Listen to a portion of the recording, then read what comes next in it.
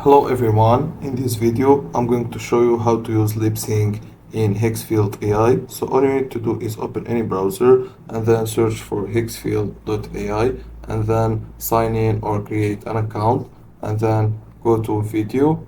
You can see Lipsync Studio here. Press on it.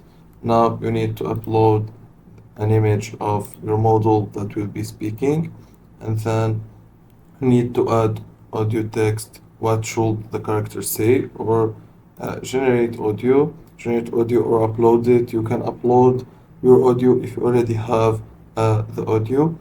We'll go for audio text. We can say something like hello everyone, and then add your prompt. Describe the scene you imagine with details, just white background,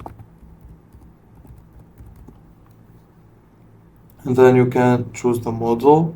We have 2.5 fast, and then also we have all these different models. You can choose the one clean Lipsync, for example, or sync Lipsync 2 Pro, and then you can choose the duration 5 or 10 seconds, and the resolution you can choose the resolution and then simply press on generate. It will take few minutes and the video will be generated successfully with the lip syncing, and that's it. If you find this video helpful, don't forget to like and subscribe, and thank you for watching.